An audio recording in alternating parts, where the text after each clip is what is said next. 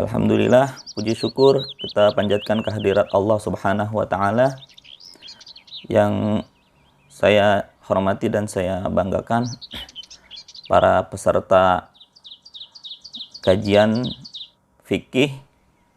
Kita akan melanjutkan kajian fikih Thaharah atau fikih bersuci yang sebelumnya telah kita laksanakan 2 kali. Yang pertama adalah kajian tentang berwudu. Yang kedua adalah tentang tayamum atau bersuci dengan debu. Dan yang ketiga kali ini adalah kajian tentang mandi jinabah atau mandi hadas besar.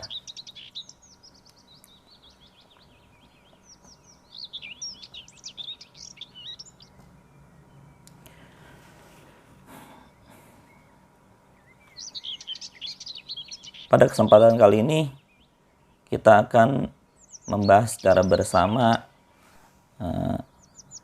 tema mandi hadas besar atau mandi janabah.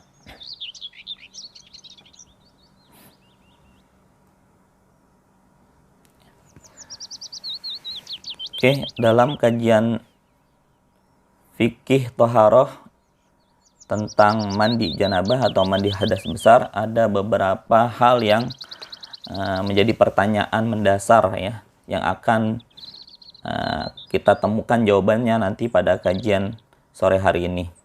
Yang pertama adalah apa itu mandi atau al-ghuslu. Yang kedua, apa itu hukumnya mandi.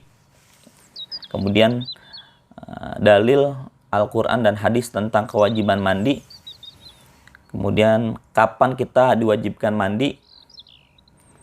Terus bagaimana cara mandi yang benar sesuai dengan yang dicontohkan Nabi Muhammad SAW. Yang terakhir, apa hikmah dibalik syariat mandi. Beberapa pertanyaan ini insya Allah akan kita temukan jawabannya pada kajian fikih Thaharah atau fikih bersuci pada sore hari ini. Oke, selanjutnya kita memahami apa itu mandi. Mandi dalam bahasa Arab dikenal dengan istilah al-ghusl atau al-ghuslu. Artinya mengalirkan air ke satu benda atau ke tubuh. Sedangkan menurut istilah syariat Islam, mandi atau al-ghuslu adalah mengalirkan air ke badan dengan niat tertentu. Yang membedakan di sini antara menurut ahli bahasa dan menurut ahli syariat adalah niat. Niat menjadi pembeda. Kemudian mandi dalam Islam ada beberapa hukum Nanti kita akan bahas setelah ini secara rinci, wajib, sunnah, mubah, dan lain sebagainya. Kemudian mandi hadas besar atau mandi wajib atau mandi janabah atau jinabah itu sama.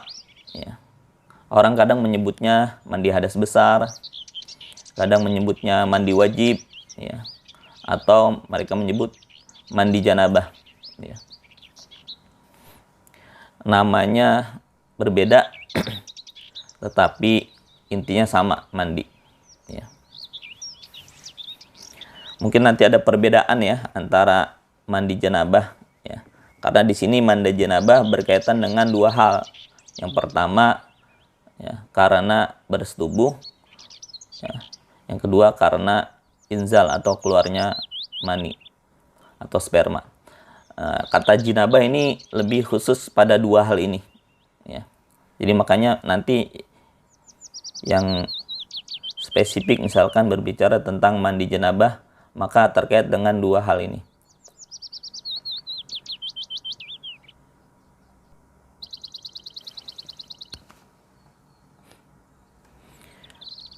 Nah, mandi di dalam Islam memiliki beberapa fungsi yaitu membersihkan dan mensucikan diantaranya.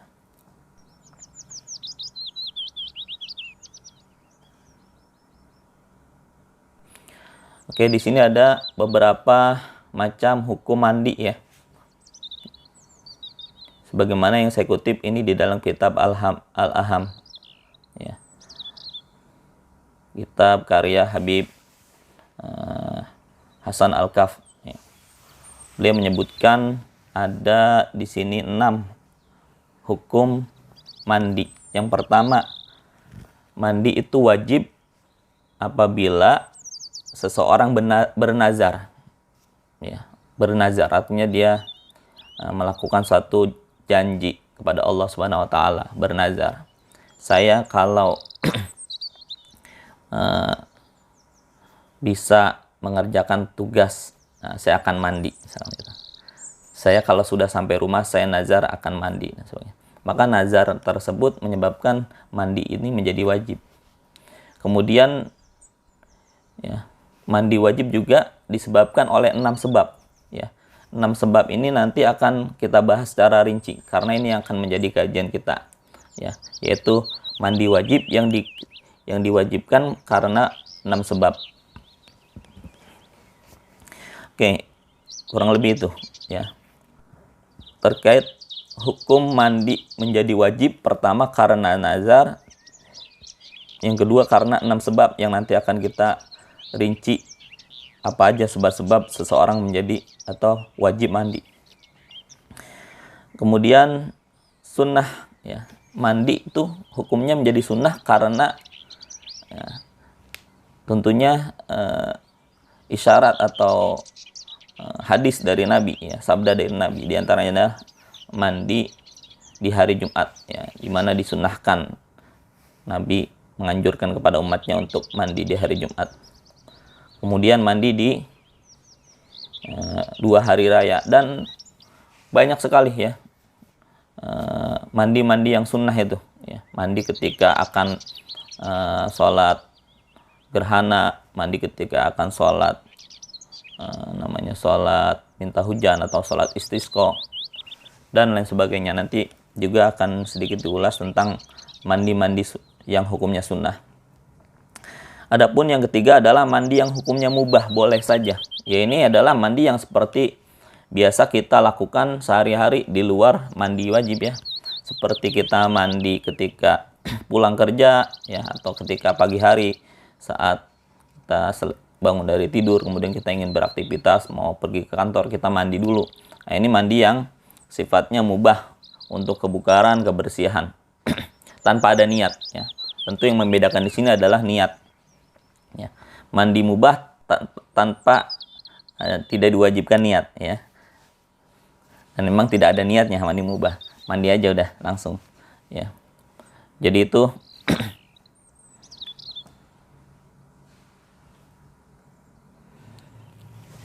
mandi mubah adalah mandi yang sering kita lakukan, yaitu mandi selain mandi wajib ketika akan pergi ke kantor atau ke sekolah, atau ketika pulang dari kantor atau sekolah.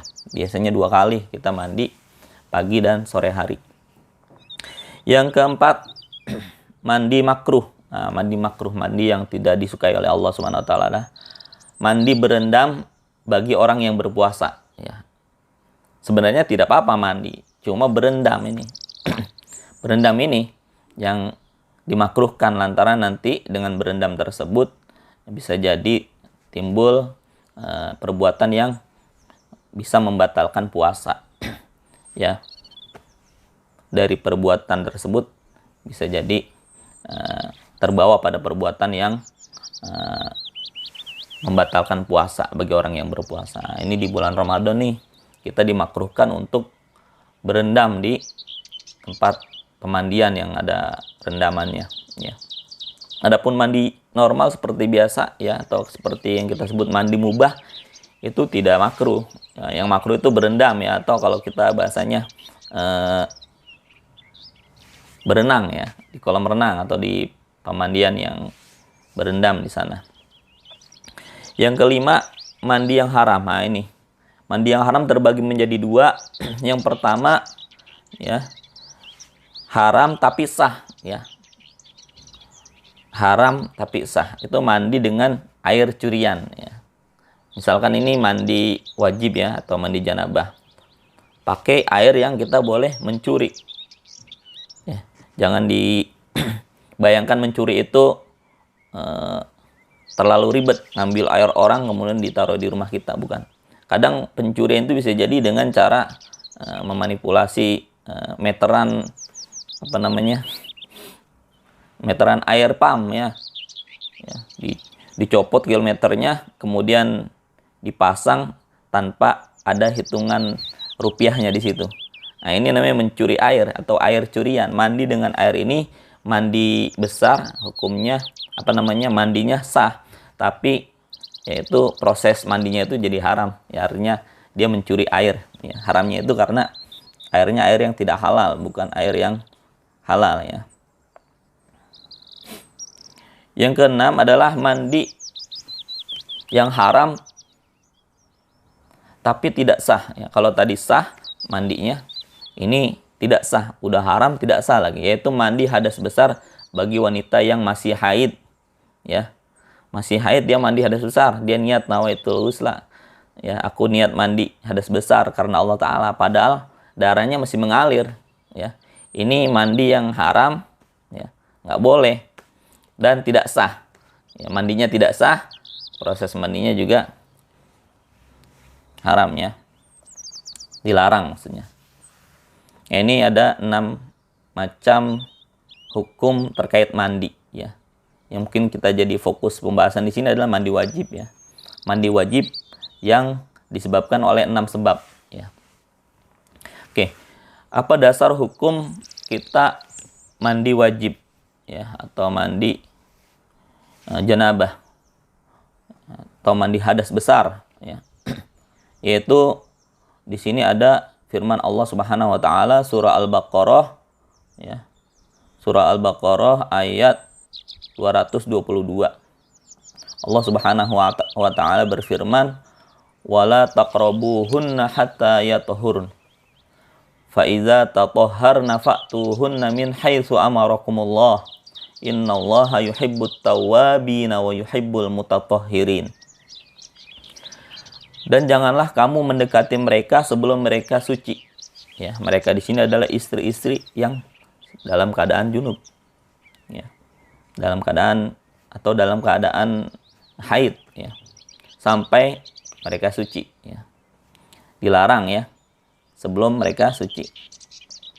Apabila mereka telah suci, maka campurilah mereka itu di tempat yang diperintahkan Allah kepadamu. Sesungguhnya Allah menyukai orang-orang yang bertaubat dan menyukai orang-orang yang mensucikan diri.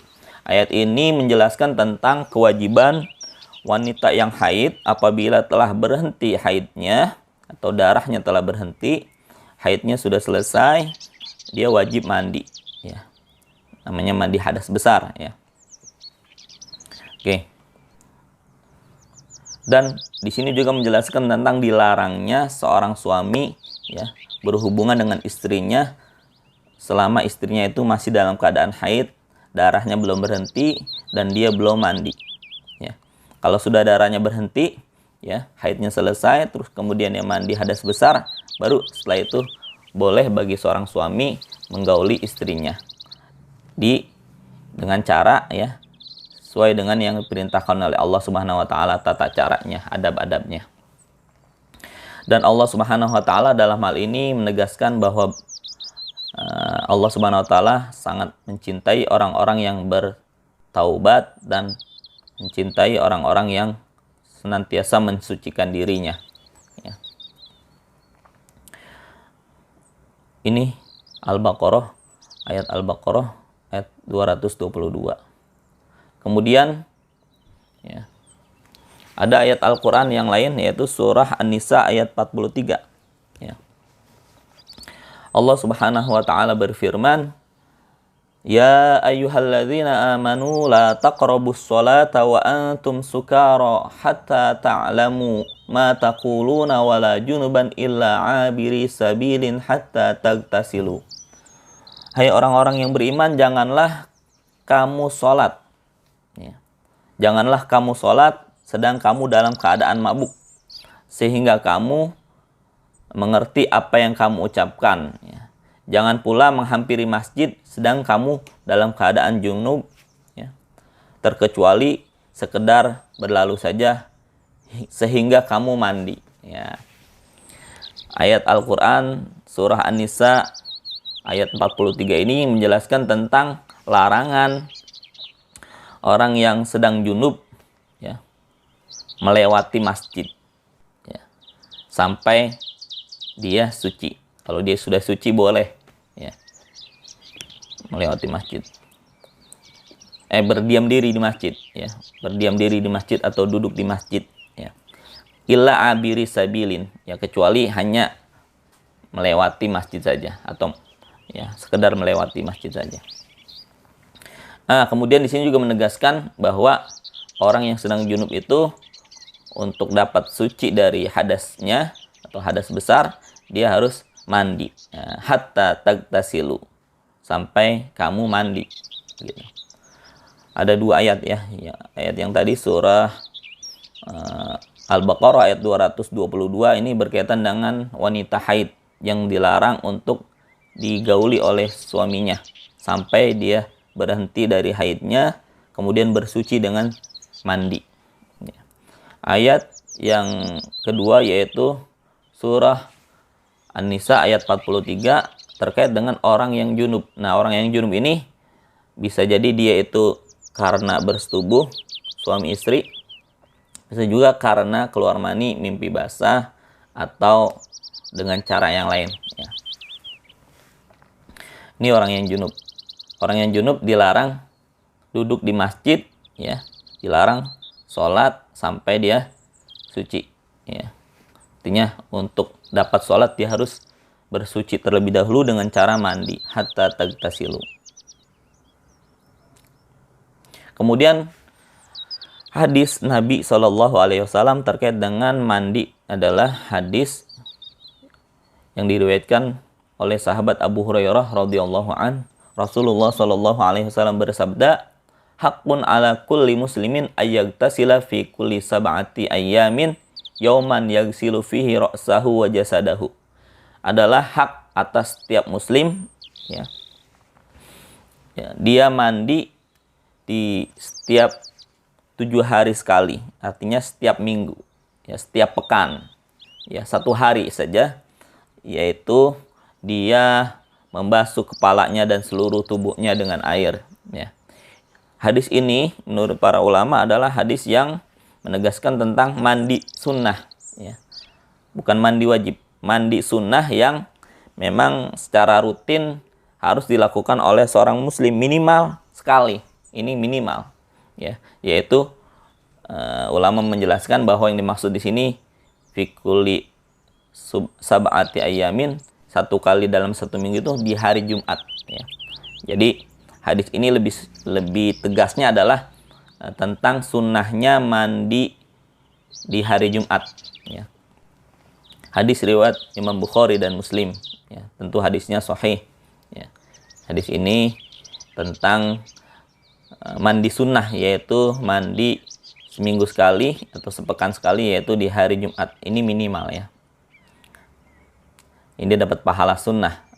Berbeda dengan mandi mubah ya, yang kita nggak ada niat di dalam mandi tersebut, dan memang itu hanya untuk kebugaran dan kebersihan kita ya, yang biasa kita mandi. Beda dengan ini mandi sunnah ya. Mandi sunnah ini kita ada niatnya. Nawaitul ghusla yaumal jumu'ah sunnah lillahi ta'ala. Aku niat mandi di hari Jumat sunnah karena Allah Ta'ala. Hadis yang kedua dari sahabat Abu Sa'id Al-Khudri, bahwasanya Rasulullah SAW bersabda, "Al-ma'u minal ma'." Ya. Apa itu artinya? Air, maksudnya itu mandi. Sebagiannya disebabkan oleh air. Ya, orang mandi itu sebab keluarnya air, yaitu keluarnya air mani maksudnya di sini. Jadi al-ma'u minal ma', air disebabkan oleh air. Artinya kita mandi disebabkan oleh keluarnya air, yaitu air mani. Yang bisa karena mimpi, bisa karena hubungan suami istri, bisa karena lain sebagainya. Ya. Ada yang mengatakan dengan pikiran aja bisa, atau dengan mempermainkan ya alat kelamin. Ini saya jelaskan di sini bukan berarti itu dianjurkan atau dibolehkan ya. cara-cara yang seperti itu tentunya ada pembahasan hukumnya tersendiri. Ya, jadi penyebab seseorang wajib mandi ya antara lain adalah keluarnya air mani atau sperma. Yang kemudian orang tersebut menjadi wajib mandi junub ya, atau mandi hadas besar. Oke, di sini saya akan menyebutkan ada 6 sebab mandi wajib. Ya, artinya ada 6 hal yang menyebabkan seseorang wajib mandi. Seorang muslim wajib mandi artinya wajib melaksanakan mandi jinabah atau mandi hadas besar ya. Itu apabila yang pertama bertemu 2 khitan ya. Bertemu 2 khitan di sini lebih tepatnya adalah bersetubuh 2 orang laki-laki dan perempuan suami istri ya. Walaupun ya hanya bersentuhan doang. Belum sampai lebih dari itu. Ya artinya kemaluan laki-laki dan kemaluan perempuan ini sudah bersentuhan ya. Ulama menyebutkannya kalau laki-laki itu ya hasyafah. Bagian hasyafahnya sudah menyentuh kemaluan perempuan ya. Nah, jadi hanya menyentuh saja itu sudah wajib mandi. Ya. Jadi proses orang bersetubuh itu kan ya melalui persentuhan 2 kelamin itu. Nah, baru bersentuh saja, belum lebih dari itu. Nah, itu udah termasuk kategori dia wajib mandi. Ya. Yang kedua, penyebab seseorang wajib mandi ya, dia harus mandi hadas besar ya atau mandi janabah adalah keluarnya sperma atau mani. Bisa disebut dengan istilah inzal ya. Nah, inzal ini tadi dikatakan penyebabnya bisa dengan mimpi, bisa dengan karena terangsang, hasratnya memuncak ya, pikirannya mengarah ke sana begitu. Kemudian bisa juga prosesnya dengan memain-mainkan alat vitalnya dan sebagainya sehingga keluar ya, sehingga tadafuk bahasa fikihnya ya. Nah, ini yang kedua. Yang ketiga adalah kematian ya, kematian. Jadi seorang yang meninggal dunia ya, dia wajib dimandikan ya. Dalam artian di sini orang yang memandikan mereka mendapatkan hukum fardu kifayah ya. Kalau jenazahnya nih wajib dimandikan, tapi orang yang memandikan ini mereka orang-orang Islam hukumnya fardu kifayah. Artinya apa? Ya. Kewajiban ini bisa diwakili oleh beberapa orang saja, sehingga ketika beberapa orang ini memandikan jenazah, yang lain tidak memandikan, yang lain tidak berdosa, artinya gugur kewajibannya. Ya. Ya, jadi bagi si mayit ini dia wajib mandi, ya, wajib dimandikan. Bagi yang memandikan hukumnya fardu kifayah, artinya bisa diwakilkan oleh sebagian orang. Bagi wanita yang sudah balik, ya, nanti tanda-tanda balik diantaranya adalah mimpi, ya, mimpi keluar mani atau mimpi sampai keluar sperma. Kemudian genap usianya 15 tahun dihitung dengan hitungan Qamariyah atau bilangan tahun Hijriyah, ya. Kemudian sebab seseorang wajib mandi yang kelima adalah melahirkan atau wiladah. Wiladah ini bagi perempuan, ya, khusus bagi perempuan, ya. Wanita yang mengandung kemudian sudah waktunya melahirkan di usia kandungan 56 minggu, ya, atau usia 9 bulan kandungan. Nah, melahirkan. Nah, melahirkan ini menyebabkan dia mandi walaupun dia tidak keluar darah, ya, dari nifas, ya. Yang keenam, keluarnya darah nifas. Keluarnya darah nifas ini pasca melahirkan, makanya disebut nifas, ya. dari kata nafas. Kenapa? Ya, orang yang melahirkan dia mengeluarkan janin yang atau mengeluarkan bayi yang bernafas, ya. Makanya disebut nifas. Darah nifas ini sebenarnya darah yang tertahan, ya, darah haid yang selama dia hamil itu tertahan, kemudian keluar pada saat setelah melahirkan. Ini penjelasan dari para ulama seperti itu. Oke, lanjut ke sebab yang pertama dan kedua nih, ya, yang kita sebut dengan junub, ya, yaitu keluarnya mani, ya, keluarnya sperma atau disebut dengan inzal, ya. Orang yang mimpi basah atau mula'abah, memainkan alat kelaminnya, atau dia memandang sesuatu yang mengundang syahwat, atau juga itu karena pikiran dia menghayal dan sebagainya, berimajinasi dan sebagainya. Nah, itu penyebab-penyebabnya diantaranya. Nah, ciri-cirinya air mani itu keluarnya dengan tadafuk, adanya tekanan, dorongan. Bahasa kitanya muncrat, ya, bisa berkali-kali. Ya. Kedua, ada perasaan lezat atau nikmat gitu. Yang ketiga, ada baunya khas, ya, seperti bau telur, ya, seperti bau putih telur, ya. Ada yang mengatakan seperti bau benih tumbuhan, ya, gitu. Kemudian ada istilah lain, ya, maksudnya jenis cairan yang seperti mani tapi bukan mani, yaitu mazi. Mazi ini biasanya berbeda dengan mani, ya, dia lebih encer, ya, dan tidak ada tadafuk, tidak ada dorongan, keluarnya itu tidak muncrat, ya. Dan dia ini berbeda dengan mani, ya. Mazi ini hukumnya najis dan tidak wajib mandi junub, ya, karena dia bukan mani. Begitu juga wadi, ya. Wadi juga tidak seperti air mani, ya. Wadi ini najis, jadi harus dibersihkan dan dia tidak menyebabkan seorang wajib mandi junub. Yang kedua, bersentuhan dua khitan, ya, atau berjima, bahasa kitanya bersetubuh, berhubungan suami istri, ya.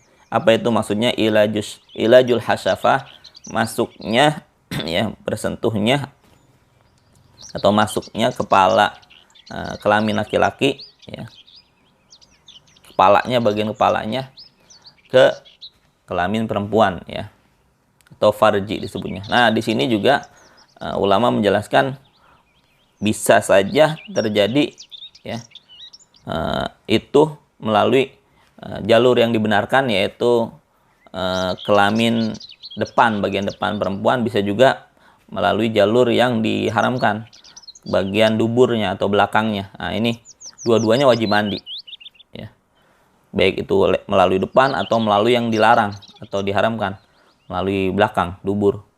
Ini tetap menyebabkan seseorang tersebut wajib mandi.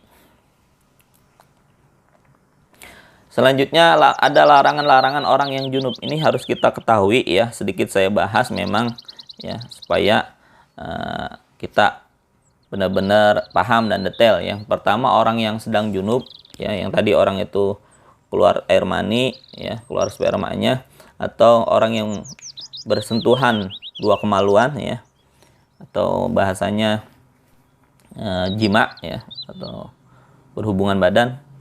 Nah, ini dilarang, ya, ketika dia masih kondisi junub, belum mandi hadas besar, dia dilarang untuk pertama sholat, ya, baik itu sholat fardu ataupun sholat sunnah. Yang kedua, dia dilarang berdiam atau duduk di masjid, yang tadi ayatnya itu di surah Al-Baqarah, surah An-Nisa ayat 43, ya. Illa abirin, kecuali hanya sekedar lewat saja, ya, sekedar lewat masjid, ya, tidak duduk, tidak diam di sana. Yang keempat, ya, yang ketiga, tawaf mengelilingi Ka'bah, ya. Proses haji atau proses umroh diantaranya adalah tawaf mengelilingi Ka'bah. Ini syaratnya tawaf ini seperti syarat sholat, dia harus suci dari hadas kecil maupun hadas besar. Makanya orang yang tawaf, ya, kemudian dia sudah keliling 6 kali keliling Ka'bah, tinggal satu keliling lagi, kemudian dia batal wudunya atau dia hadas misalkan, dia kentut ya buang angin ya bahasanya. Nah, dia wajib mengulang lagi dari putaran yang pertama ya, dari awal lagi sampai 7 putaran. Berbeda dengan sa'i yang dari Shofah ke Marwah, ini tidak perlu diulang. Artinya apa? Ketika dia batal, dia wudhu lagi ya, ketika dia hadas dia berwudhu lagi, bersuci lagi, kemudian dia melanjutkan. Itu perbedaan antara tawaf dan sa'i dalam ibadah umroh ataupun haji. Yang dilarang bagi orang yang junub yang keempat adalah membaca Al-Quran. Ya, membaca Al-Quran ini dikecualikan kalau hanya memandang saja boleh, atau membacanya dalam hati, tidak dilafazkan. Itu tidak apa-apa. Dan dia baca, tapi bukan itu ayat Al-Quran, tapi itu bukan dia baca Quran, tapi dia sedang zikir ya, baca Wirdul Latif. Di situ ada kutipan atau penggalan ayat Al-Quran, tapi itu udah masuk dalam kategori zikir ya, dan dia niatnya memang niat zikir, bukan niat baca Al-Quran. Ya, jadi membaca Al-Quran dilarang kecuali hanya memandang, membaca dalam hati, atau itu bacaan zikir yang ada di zikir-zikir itu. Ya, misalkan bacaan zikir tahlil, ada kalimatnya, kalimat ayat Al-Qur'annya, atau di zikir Ratibul Haddad, Ratibul Atas, atau zikir pagi dan petang ya. Atau kita disebut Wirdul Latif, itu ada ayat-ayatnya, itu boleh dibaca karena itu dalam rangka berzikir, bukan membaca Al-Qur'an. Yang kelima adalah menyentuh mushaf. Ya, baik itu lembarannya, sampulnya, bahkan kalau mushaf itu ada di tas ya, kita nggak boleh bawa tas itu, lantaran di dalam tas itu ada mushaf. Nah, sedangkan kita adalah orang yang sedang junub gitu. Sampai seperti itu larangannya. Ini saya kutip dari kitab Fiqhul Manahij ya, Fiqhul Manhaji karya Dr. Mustafa Dib Al-Bugho dari Damaskus, Syria. Selanjutnya sebab mandi wajib, yaitu haid ya. Kalau tadi junub, ini haid. Nah, orang yang haid itu adalah orang yang keluar darahnya secara alami dan itu darah sehat. Darah yang keluar itu biasanya terjadi pada wanita yang dia sudah balik. Ya, tadi saya katakan dia sudah mimpi basah atau dia sudah berusia 15 tahun. Ya. Gitu. Nanti ada proses haid bagi perempuan ya.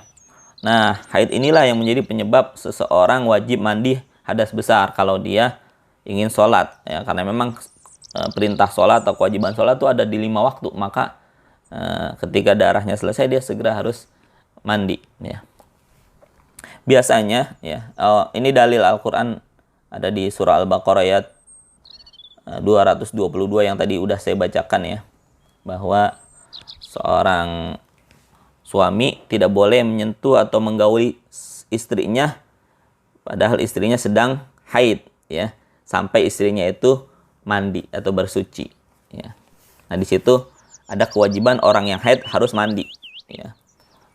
Setelah mandi boleh dia bergaul atau bersetubuh dengan suaminya, boleh juga sholat dan sudah seperti orang yang lainnya, sudah bersih ya, sudah bersih dari hadas besar. Kemudian ya, biasanya darah haid itu paling sedikit sehari semalam ya. Yang paling banyaknya itu 15 hari. Tidak bisa lebih dari itu. Kalau lebih dari itu bukan darah haid lagi, udah darah penyakit. Sebutnya darah istihadah. Yang paling rutinnya ya, yang paling banyaknya, maksudnya sering dialami oleh banyak wanita itu hanya sekitar 6-7 hari saja. Kalau lamanya yang paling lama itu 15 hari. Yang paling sebentar itu sehari semalam. Ada orang yang haidnya cuma sehari semalam. Ada yang panjang sampai 15 hari. Tapi seringnya wanita itu haidnya biasanya 6-7 hari. Ini menurut penelitian Imam Asy-Syafi'i atau ulama-ulama yang sudah bereksperimen ya. Ini kewajiban mandi oleh sebab haid ya. Lanjut, nah di sini larangan haid. Larangan haid ini selain tadi seperti larangan orang yang junub, dia juga ada tambahannya, yaitu orang yang haid itu tidak boleh berpuasa ya. Beda dengan orang yang junub. orang yang junub masih boleh berpuasa ya. Artinya ketika dia sudah niat ya, kemudian dia habis sahur dia ketiduran, terus dia junub, bangun-bangun sudah azan ya kan, sudah masuk waktu subuh ya. Nah, dia boleh melanjutkan puasanya. Artinya junubnya itu tidak membatalkan puasa dan junubnya itu tidak menyebabkan dia dilarang berpuasa. Sedangkan orang yang haid, ya, wanita yang haid, dia dilarang berpuasa sampai haidnya berhenti. Kemudian yang berbeda adalah berjima ya, atau bersetubuh. Ya, orang yang haid dilarang tadi seperti dilarang oleh Allah Subhanahu wa taala di dalam surah Al-Baqarah ayat 222 ya, bahwa seorang laki-laki atau seorang suami dilarang mempergauli istrinya sampai istrinya itu berhenti haidnya dan bersuci, mandi hadas besar. Yang lainnya sama, yaitu dilarang membaca Al-Quran, dilarang menyentuh mushaf, dilarang duduk di masjid ya, atau hanya lewat ya. Akan tetapi di sini orang yang haid ya masih boleh duduk di masjid sebenarnya, apabila darahnya itu tidak khawatir menetes, dia sudah pakai pembalut dan sebagainya, dan memang dibolehkannya itu lantaran ada tujuan yang mulia, misalkan pengajian atau sesuatu yang sangat penting sekali ya. Jadi ini perbedaannya ya, karena katanya orang yang haid itu dia najisnya itu ada di darahnya itu, sedangkan orang yang junub itu dia hadasnya itu ada pada dirinya itu berhadas ya. Sedangkan orang yang haid dia ada darahnya, itulah yang menjadi penyebab dia dilarang ke masjid. Yang terakhir tawaf di Ka'bah ya, orang yang junub, orang yang haid dilarang tawaf di Ka'bah. Oke, lanjut sebab-sebab mandi wajib yang berikutnya, yaitu wiladah dan nifas. Seperti tadi sudah saya jelaskan bahwa wiladah itu adalah melahirkan dan nifas adalah darah yang keluar setelah melahirkan ya. Ada penjelasan tambahan di sini adalah waktu darah nifas. Waktu darah nifas itu paling cepat itu sekejap katanya. Ya, mungkin berapa menit atau berapa jam ya, namanya sekejap ya, tidak sampai berhari-hari.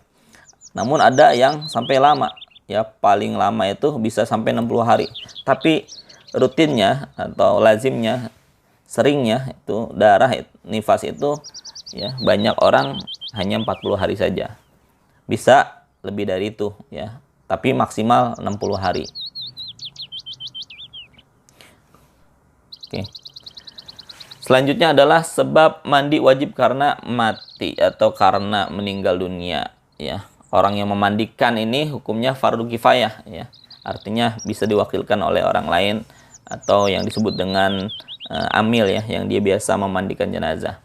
Tidak semua orang wajib jadi sehingga mereka kumpul semua untuk memandikan jenazah, tidak. Tapi ada orang tertentu memang ya, seperti orang yang sudah punya keahlian di situ di bidang memandikan jenazah, atau memang ada di dalam syariat itu orang-orang yang sudah ditetapkan, misalkan yang meninggal adalah ayah, maka anak-anaknya sangat dianjurkan untuk memandikan orang tuanya. Begitu juga jika dia orang asing, maka jenazah, apabila jenazahnya itu mayitnya itu laki-laki, maka yang berhak memandikan adalah laki-laki juga. Apabila wanita, maka yang memandikan wanita juga. Jadi memang ada pengaturannya, regulasinya di sini. Ya.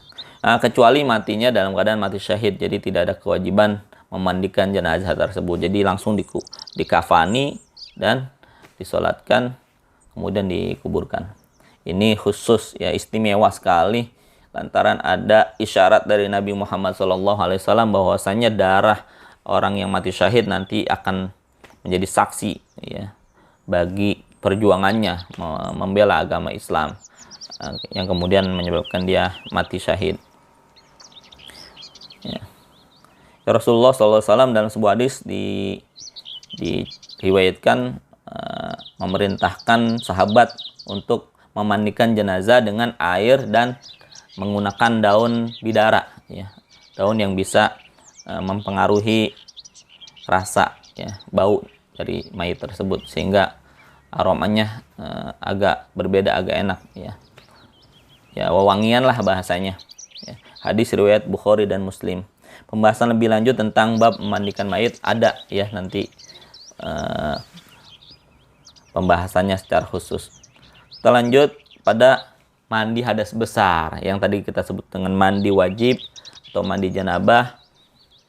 Ini punya kewajiban-kewajiban atau rukun ya. Yaitu yang pertama niat ya. Yang membedakan mandi janabah atau mandi hadas besar dengan mandi yang biasa atau mandi yang mubah adalah di niatnya. Maka di situ ditekankan sekali niat ya. Niat di sini dibacakan di dalam hati ya, tidak dilafazkan dengan lisan ya, tapi sunnah saja kalau misalkan mau dilafazkan dengan lisan. Ya, kewajibannya ada di dalam hati.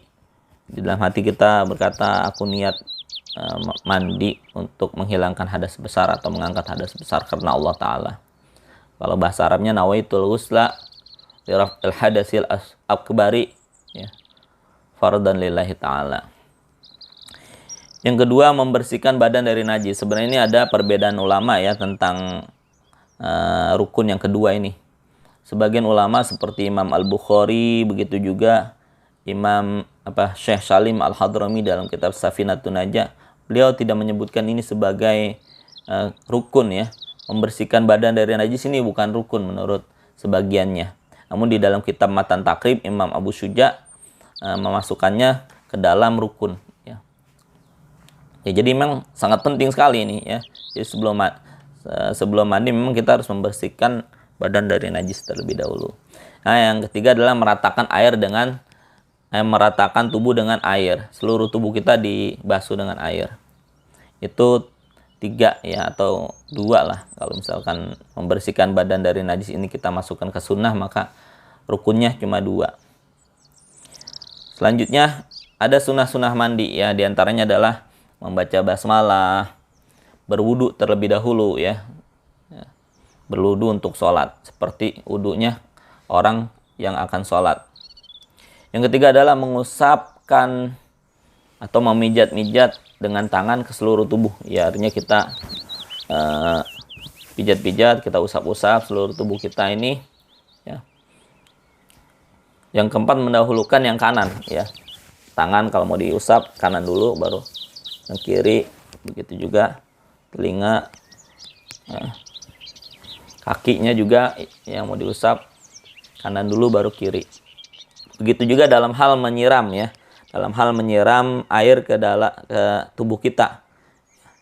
Dalam penjelasan Imam Al-Ghazali itu, beliau menyebutkan bahwa pertama itu kepala, kemudian bagian badan yang sebelah kanan ya. Tangannya, kakinya, terus yang sebelah kiri tangannya, kakinya, terus bagian depan ya, itu urutannya. Kemudian bagian belakang ya. Seperti itu. Bahkan di sini juga disunahkan 3 kali. Ya. Melakukannya 3 kali. Menyiramnya 3 kali, mengusap-ngusapnya 3 kali. Yang terakhir adalah mualah atau berurutan ya, atau berkesinambungan. Artinya mandi ini dari awal sampai selesai ya udah aktivitasnya mandi, tidak diselingi dengan pekerjaan yang lain ya. Jadi memang dari awal sampai selesai tuntas itu mandi. Nah, itu demikian tadi tata cara mandi ya. Mulai dari yang rukunnya, yang wajibnya, kemudian yang sunnah-sunnahnya ya. Itu harus dilakukan ketika kita mandi ya. Khususnya yang rukun ya, itu wajib, nggak boleh enggak. Kemudian ada mandi sunnah di sini banyak sebenarnya. Yang saya sebutkan di sini 6 saja ya. Di antaranya mandi ketika akan ke masjid untuk sholat Jumat atau mandi di hari Jumat. Yang kedua, mandi ketika hendak sholat hari raya ya, atau mandi di hari raya disebut juga. Yang ketiga adalah mandi ketika hendak sholat gerhana matahari atau gerhana bulan ya. Sebelum berangkat ke masjid kita mandi dulu. Ini mandinya sunnah. Kita niatnya itu niat sunnah. Nawaitul ghusla sunnah lillahi ta'ala. Aku niat mandi sunnah karena Allah Ta'ala. Yang keempat, mandi ketika akan sholat istisqa. Ya. Bagaimana nih? Ya. Sholat istisqa minta air, tapi kita suruh mandi. Ya. Ya seperti itulah. Yang kelima adalah mandi ketika hendak memandikan mayit. Jadi ada mayit, nanti ada orang yang memang punya keahlian di bidang memandikan jenazah. Nah, orang tersebut disunahkan mandi sebelum memandikan mayit. Mandinya mandi sunnah. Sedangkan mayitnya adalah wajib bagi dia dimandikan. Yang keenam, mandi pada rangkaian ibadah-ibadah haji. Nah, ini banyak nih dalam ibadah haji nih. Sebelum ihram kita mandi dulu. Sebelum memakai pakaian ihram kita mandi dulu. Berwudu dulu. Ya.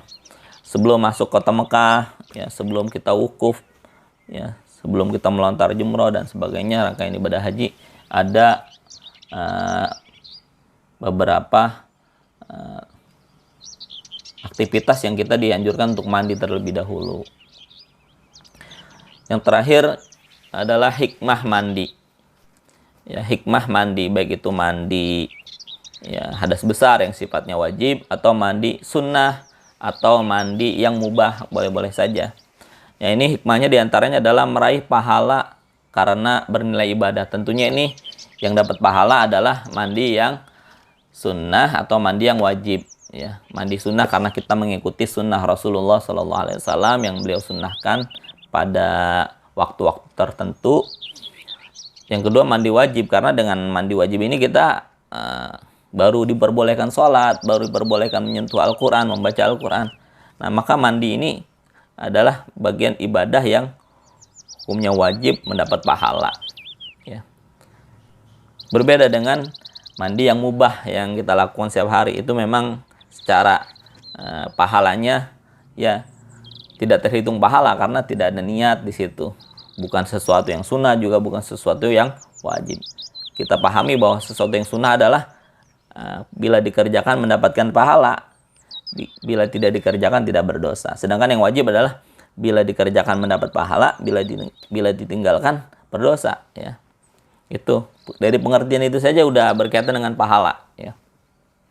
Yang kedua adalah mandi. Dengan mandi kita menjadi bersih dan sehat. Nah, ini lebih spesifiknya mandi mubah dapat hikmah ini. Ya. Terutama ya mandi wajib dan mandi sunnah. Tentu mandi wajib dan mandi sunnah juga mendapat hikmah, yaitu kita bisa menjadi orang yang bersih dan menjadi orang yang sehat. Itu yang kedua. Yang ketiga adalah mendapatkan kesegaran dan semangat. Ya, bahwa dengan mandi kita lebih semangat lagi dalam bekerja. Dengan mandi kita merasa segar, ya, merasa penat-penat itu menjadi hilang, letih itu menjadi hilang, ya. Dan semangat lagi intinya.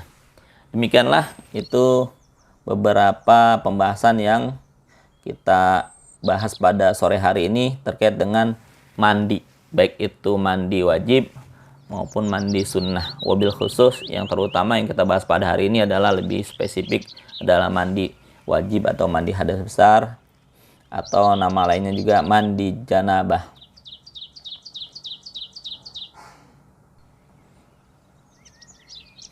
Oke, kita persilahkan apabila ada pertanyaan-pertanyaan dari Bapak Ibu atau para peserta Zoom kajian Toharoh pada sore hari ini. Ya.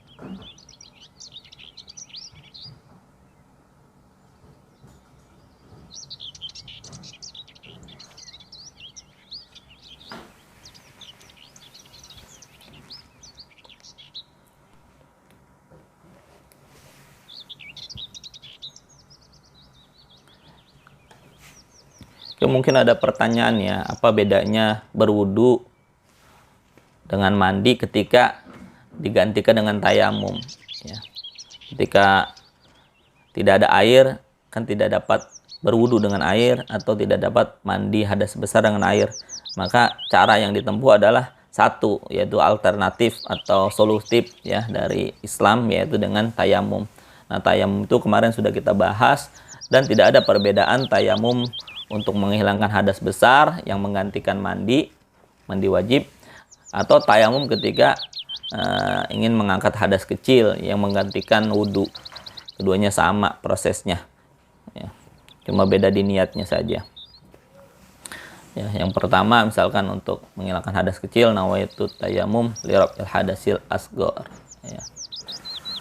Kalau hadas besar, nawaitul ghusla, ya. Atau nawaitu tayamum li raf'il hadasil akbar, ya. Atau biasanya kita langsung kepada nawaitu tayamum listibahatis shalah, karena tayamum itu memang hanya untuk sekedar membolehkan sholat. Artinya dengan tayamum tersebut tanpa harus berwudu atau tanpa harus mandi dengan air, kita sudah bisa melakukan aktivitas yang namanya sholat 5 waktu. Itu terkait dengan perbedaan. Jadi nggak ada perbedaannya, sama-sama rangkaian tayamumnya sama, ya. Bahkan niatnya juga bisa sama. Kalau memang dengan lafaznya atau dengan menyebutkan niat tayamum saja untuk membolehkan sholat, begitu.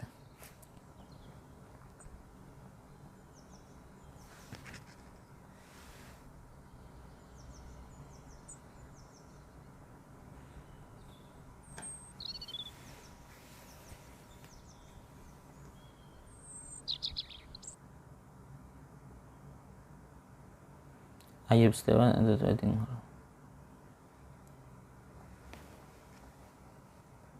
ya, mungkin pertanyaan bisa diajukan dengan mikrofon atau juga dengan menuliskannya di kolom chat, ya.